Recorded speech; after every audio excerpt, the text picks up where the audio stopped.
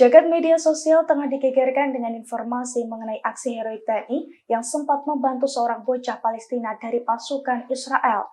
Meski aksi tersebut terjadi beberapa tahun silam, namun sosok TNI tersebut kini kembali menjadi perhatian publik. Ia merupakan Yuda Erlangga yang masih aktif sebagai TNI hingga saat ini. Yuda Erlangga merupakan seorang perwira tinggi TNI AD yang sejak 29 November 2023 mengemban amanat sebagai Wakil Komandan Jenderal Komando Pasukan Khusus. Sebelum mendapatkan jabatan tersebut, Yuda memang dikenal sebagai sosok berprestasi dan beberapa kali mendapatkan kenaikan pangkat. Yuda sendiri diketahui merupakan lulusan Akmil 1997 yang merintis karirnya di Kopassus. Hingga akhirnya ia menjalani operasi militer di Aceh tahun 2002 dan 2004 dan menjadi tim keamanan PBB di Lebanon tahun 2004. Pria kelahiran Surabaya 26 Juli 1976 itu pun sempat menjadi koordinator saat pemecahan rekor muri pengibaran bendera merah putih terbesar, yakni berukuran 33,5 kali 22,5 meter di Batu Jajar, Bandung Barat pada tanggal 11 April 2015 silam. Di sisi lain, Yuda juga disebut-sebut melakukan aksi heroik dengan membebaskan bocah Palestina yang berusia 15 tahun dari tentara Zionis Israel akibat melempari batu ke perbatasan. Sebagai pasukan perdamaian, saat itu Yuda dan rekannya melakukan dialog selama 4 jam sampai tentara Israel setuju untuk membebaskan bocah iseng tersebut. Meski saat melakukan negosiasi, tentara Israel selalu menodongkan senjata, namun pasukan Garuda tersebut tidak gentar.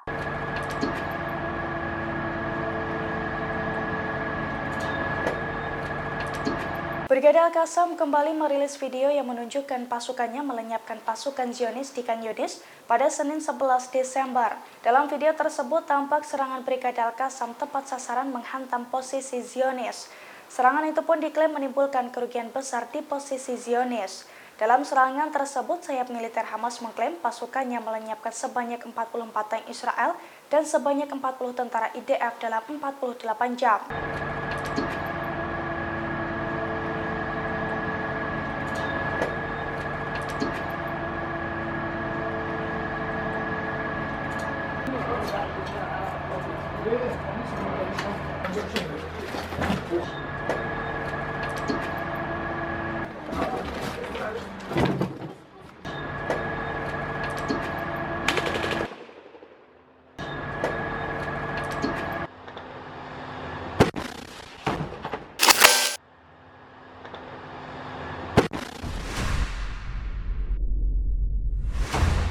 Allahu Akbar!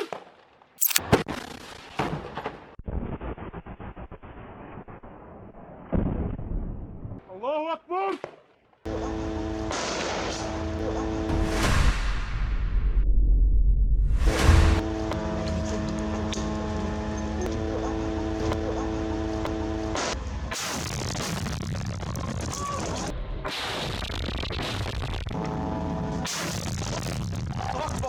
Allahu Akbar!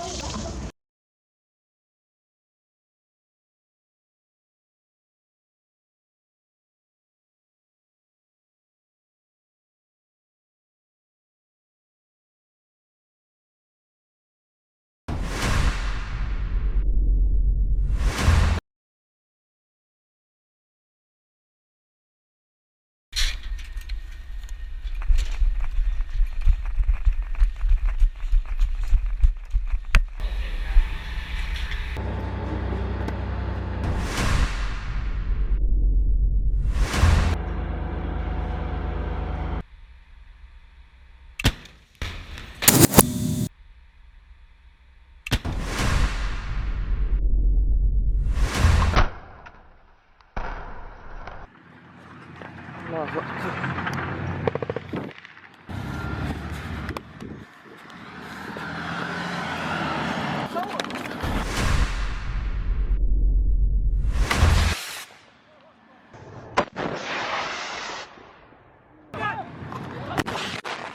Allahu Akbar walillahil hamd. Allahu Akbar walillahil hamd. Allahu Akbar. الخليفة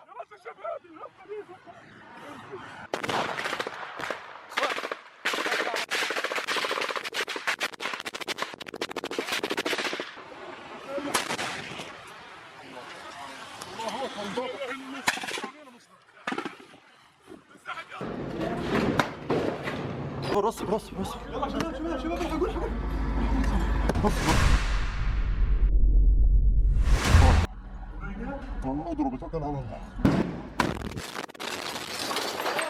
الله اكبر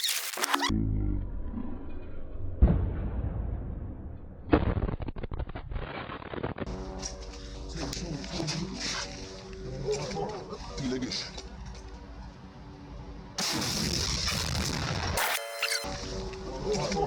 تلاقيش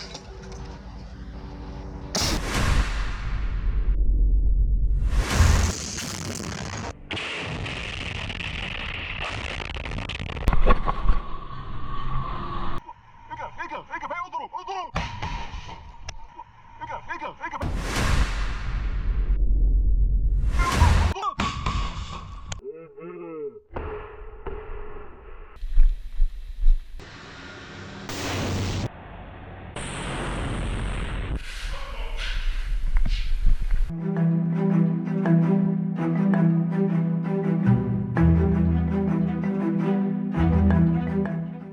Brigade Al-Qassam kembali melawan pasukan pendudukan Israel di jalur Gaza.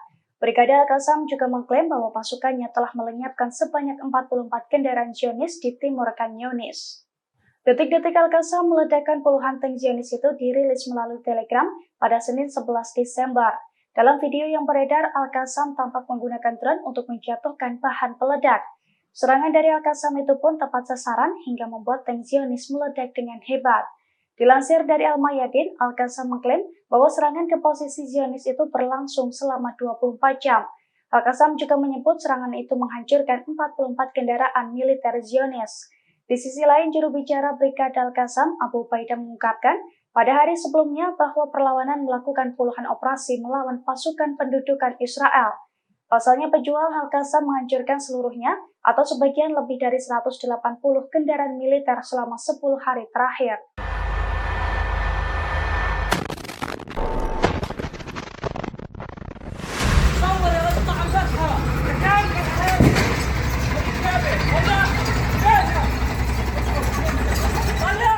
Israel mengalami kerugian besar dalam perang di Gaza, sebab dalam kurun waktu 10 hari terakhir, Israel telah kehilangan sebanyak 180 kendaraan tempurnya. Dilansir dari Al-Mayadin, hal itu diungkapkan oleh juru bicara Al-Qassam Abu Ubaidah pada Minggu 10 Desember. Pasalnya, Brigade Al-Qassam telah melakukan beberapa operasi terhadap pasukan Israel di jalur Gaza. Atas serangan tersebut, pasukan Al-Qassam berhasil melibas 180 kendaraan tempur IDF selama 10 hari terakhir. Oleh karena itu, Abu Ubaidah menyebut bahwa Israel telah gagal di jalur Gaza Utara dan Selatan. Meski demikian, Al-Qassam menegaskan akan membuat Israel terus mengalami kegagalan selama agresi berlanjut di jalur Gaza.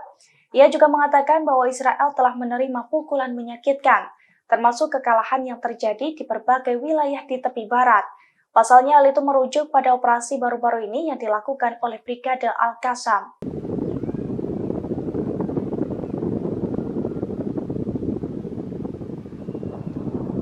Brigade Al-Qassam kembali merilis video yang menunjukkan peluncuran serangan ke pangkalan militer Sofa pada Senin 11 Desember. Dalam video tersebut tampak sejumlah roket ditembakkan ke posisi Zionis. Brigade Al-Qassam mengklaim serangan itu tepat sasaran dan berhasil membuat pangkalan militer Zionis itu pun terbakar hebat. Dalam video yang dirilis menunjukkan pula detik-detik helikopter Zionis mengevakuasi para tentara dari pangkalan militer yang terbakar.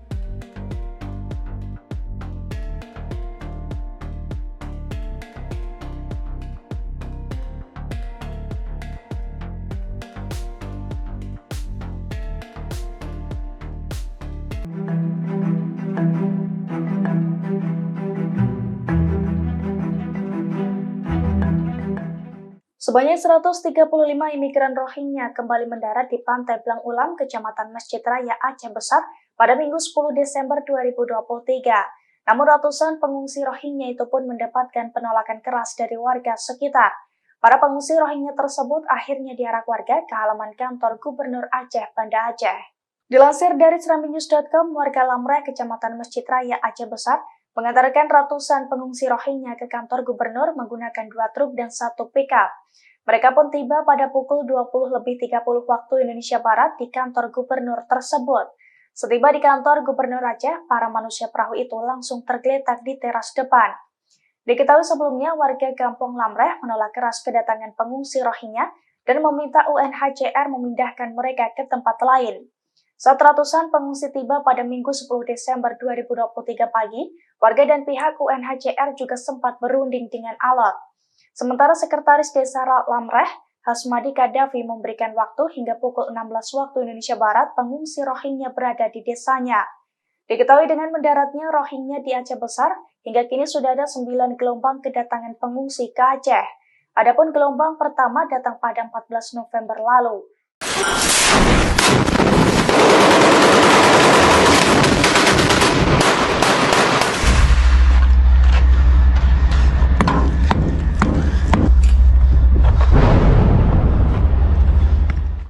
Pasukan khusus IDF berniat menyergap terowongan Hamas di Gaza. Namun napasnya mereka kalah cepat dan justru diserang oleh Brigade Al-Quds. Alhasil sejumlah pasukan khusus dilaporkan tewas dan terluka. Dilansir dari tribunnews.com, hal itu dilaporkan langsung oleh Brigade Al-Quds, sayap bersenjata Gerakan Jihad Islam pada Minggu 10 Desember. Pasalnya salah satu pasukannya berhasil keluar dari terowongan. Setelah keluar, pejuang tersebut kemudian meledakkan sebuah rumah, yang mana rumah tersebut ditempati oleh 13 pasukan khusus Israel yang berencana menyergap terowongan Hamas. Akibat serangan tersebut, 2 pasukan khusus Israel dilaporkan tewas dan beberapa tentara mengalami luka. Namun hingga saat ini tentara Israel belum memberikan komentar apapun mengenai pernyataan Brigade Al-Quds tersebut. Diketahui sebelumnya Brigade Al-Quds menjadi salah satu pasukan yang sangat berperan dalam melawan penghadapi Zionis. Sebelum serangan ke posisi pasukan khusus Israel itu, Al-Quds tercatat juga telah menyerang Zionis berulang kali.